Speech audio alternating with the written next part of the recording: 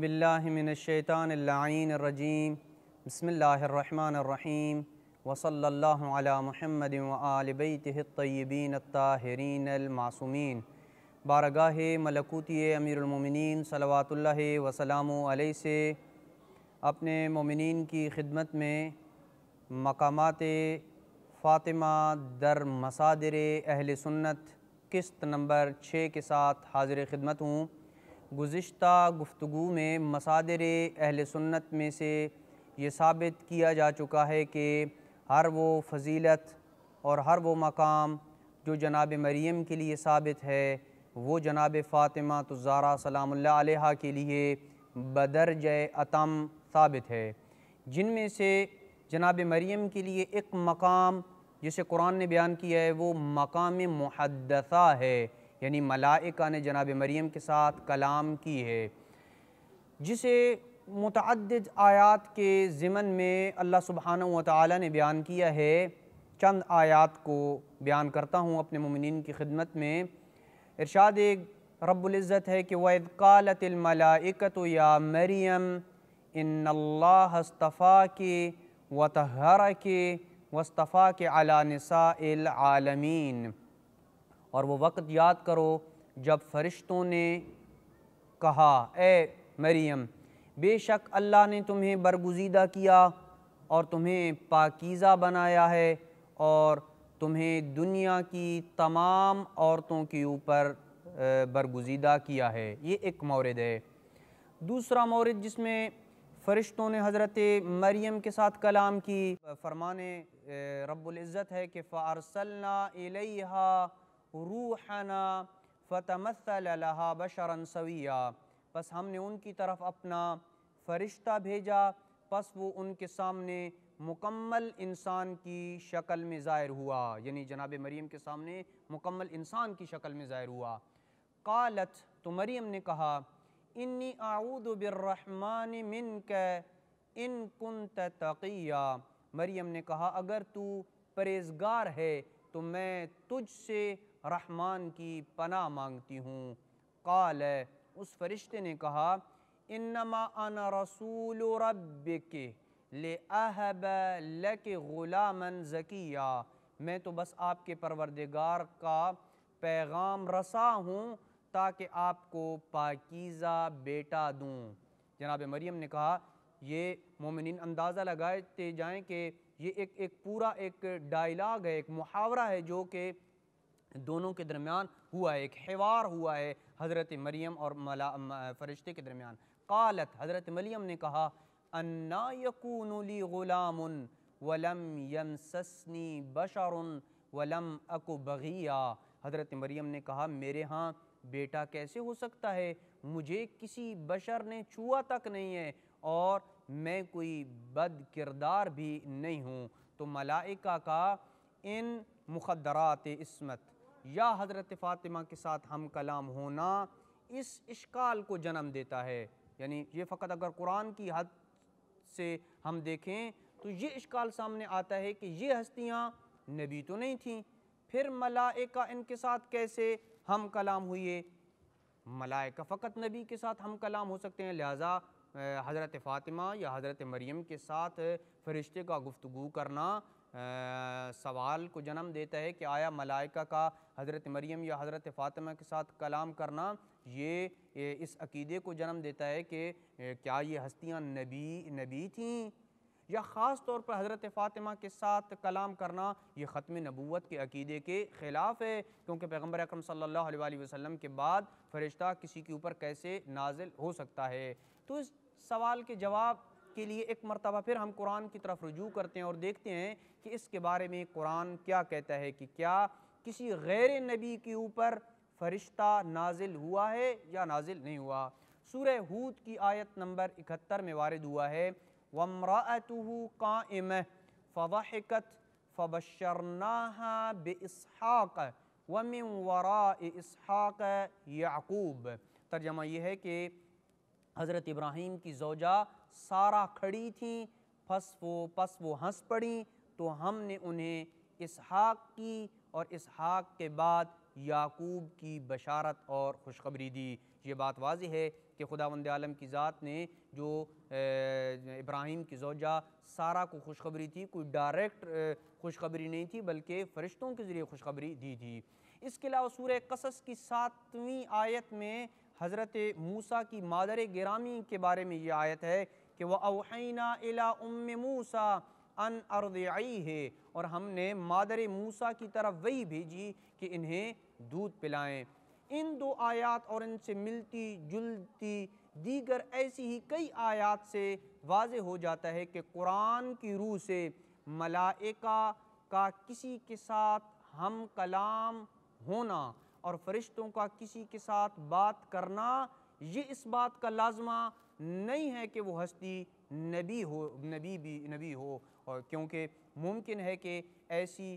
ہستیاں موجود ہوں کہ جو نبی نہ ہوں لیکن ملائکہ نے ان کے ساتھ گفتگو کی ہو، جیسے مادر موسیٰ ہے، حضرت ابراہیم کی زوجہ سارہ ہیں، یہ نبی نہیں ہیں لیکن ملائکہ نے نص سے قرآنی موجود ہے کہ ان کے ساتھ گفتگو کی ہے۔ جب مادر موسیٰ و عیسیٰ اور زوج ابراہیم کے ساتھ ملائکہ کلام کر سکتے ہیں تو دختر رسول خدا اور مادر حسنین کے ساتھ ہم کلام ہونے میں کیا اشکال ہو سکتا ہے، جبکہ ہم نے جناب سیدہ کی افضلیت کو ان تمام مخدرات کے اوپر ثابت کیا ہے۔ اور یہ بھی عرض کرتا چلوں کہ جب جناب مریم قرآن کی نص کے ساتھ محدثہ ہیں، قرآن کی صریح آیات کہہ رہی ہیں کہ ملائکہ نے مریم کے ساتھ گفتگو کی ہے، اور فاطمہ نص نبوی کے ساتھ سیدۃ نساء اہل الجنت ہیں اور ان جنتی عورتوں میں جناب مریم بھی ہیں، تو یہ کیسے ممکن ہے کہ مریم تو محدثہ ہوں لیکن جو مریم کا سید و سردار ہو ان کے اندر یہ صفت نہ پائی جائے؟ اس سوال کا جواب اہل علم کی طرف چھوڑ رہا ہوں۔ اگر آیات قرآنی میں غور کیا جائے تو یہ بات سامنے آتی ہے کہ مریم کے ساتھ ملائکہ نے کلام کیا، جیسے قرآن میں ہے کہ اذ قالت الملائکۃ یا مریم۔ اس جملے کی طرف توجہ کا طلبگار ہوں کہ ملائکہ نے جناب مریم کے ساتھ گفتگو کی۔ اذ قالت الملائکۃ یا مریم، یہ ملائکہ کون تھے؟ ان کی آیت میں کسی قسم کی کوئی تعیین نہیں ہے کہ کن ملائکہ نے حضرت مریم کے ساتھ گفتگو کی، جبکہ حضرت فاطمہ کے ساتھ عام ملائکہ گفتگو نہیں کرتے تھے بلکہ اللہ کے مقرب فرشتے روح الامین جبرائیل ہم کلام ہوتے تھے، جسے ہم مصحف فاطمہ کی حقیقت میں بڑے واضح انداز میں بیان کر چکے ہیں۔ اس سے جناب فاطمہ کا وہ مقام محدثہ بھی ثابت ہو جاتا ہے کہ جناب فاطمہ الزہرا سلام اللہ علیہا جس مقام تحدیث کے اوپر فائز تھیں، حضرت مریم اس مقام کے اوپر فائز نہیں تھیں۔ لیکن ایک بار پھر یہاں پہ ایک سوال پیدا ہوتا ہے کہ آیا امت محمدی میں اور بھی کوئی ایسا ہے جسے یہ شرف حاصل ہو کہ ملائکہ اس کے ساتھ ہم کلام کریں، یا یہ عقیدہ رکھنا ختمی مرتبت کے بعد کہ ختمی مرتبت کے بعد ملائکہ کا کسی کے ساتھ کلام کرنا یہ عقیدہ غلو ہے، یہ باطل ہے؟ ان دو باتوں میں سے کون سی بات درست ہے؟ جہاں تک مذہب امامیہ کا تعلق ہے تو یہ ہمارا واضح عقیدہ ہے کہ حضرت فاطمہ الزہرا امیر المومنین اور ان کی اولاد اطہار کے لیے یہ مقام ثابت ہے، کیونکہ ہمارے پاس مستند ترین کتابیں ہیں جن کے اندر مستند اور صحیح السند روایات اس عقیدے کی نشاندہی کرتی ہیں کہ جناب فاطمہ الزہرا اور ان کی اولاد اطہار اور جناب امیر علیہ السلام کے ساتھ وہ محدث تھے، یعنی ملائکہ ان کے ساتھ کلام کرتے ہیں۔ جبکہ ہم اہل بیت جو ہیں وہ یعنی مذہب اہل بیت اور شیعہ کا یہ عقیدہ ہرگز نہیں ہے کہ یہ ہستیاں جو ہیں وہ نبی ہیں، یعنی ہم ان ہستیوں کی نبوت کے بالکل بھی قائل نہیں ہیں۔ ہمارے عقیدے کے مطابق یہ بات بالکل واضح اور روشن ہے، لیکن علماء اہل سنت کی کتابیں اس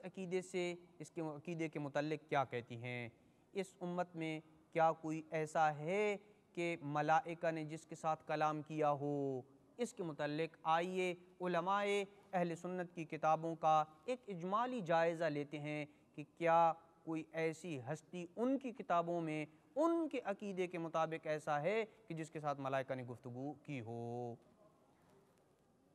روایات کے تتبع سے یہ بات واضح ہوتی ہے کہ خلیفہ دوم حضرت عمر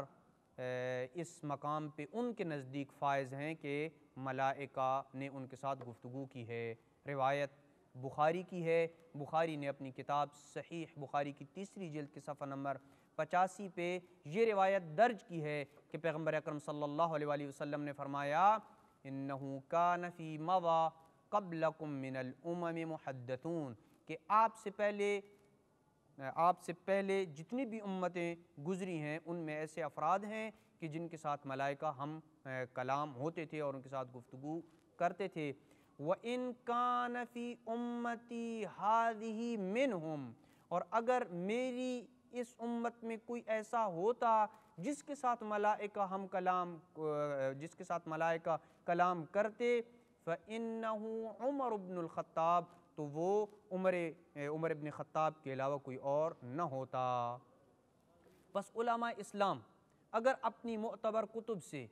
یہی مقام کسی صحابی کو دے دیں تو نہ غلو ہے اور نہ عقیدہ ختم نبوت پہ کوئی حرف آتا ہے، لیکن اگر شیعہ اپنی کتب سے یہی بات اہل بیت کے لیے زہرائے بطول کے لیے ثابت کر دیں تو غلو بھی ہو جاتا ہے، ختم نبوت کے اوپر بھی حرف آتا ہے اور اشکالات کی جو ہے وہ بارش شروع ہو جاتی ہے۔ اسی طرح آئیے علماء یہ تو روایات کی حد ہے، یہ میں وقت ایک روایت اپنے مومنین کی خدمت میں پڑھی ہے بخاری کی، اس کے علاوہ دیگر بہت زیادہ ایسی روایات ہیں جس سے یہ عقیدہ ثابت ہے کہ اس امت میں اگر کسی کے ساتھ ملائکہ نے کلام کیے تو وہ عمر ابن خطاب ہیں۔ اسی طرح علماء اہل سنت کے اقوال بھی اسی بات کی نشاندہی کر رہے ہیں، جن میں سے میں فقط 2 مورد اپنے مومنین کی خدمت میں عرض کرتا ہوں۔ ابن حجر عسقلانی نے اپنی کتاب فتح الباری فی شرح صحیح بخاری کی 8ویں جلد کے صفحہ نمبر 388 پہ محدث کی تعریف میں لکھا ہے کہ الملہم البالغ فی مبلغ النبی فی الصدق، کہ محدث وہ ہے، یعنی یہ جانیے کہ علماء اہل سنت کے نزدیک محدث کون ہے؟ وہ ہے محدث کہ جس پہ الہام ہوا ہو، جس پہ الہام ہوتا ہو، اگرچہ وہ نبی نہ ہو لیکن ان کے یعنی نبی کے درجے پہ پہنچا ہوا ہو۔ گویا وہ یہ کہنا چاہ رہے ہیں کہ اس امت میں کچھ افراد ایسے ہیں جو اگرچہ نبی تو نہیں ہیں لیکن ان کا مقام اس درجے تک پہنچا ہوا ہے، جبکہ شیعہ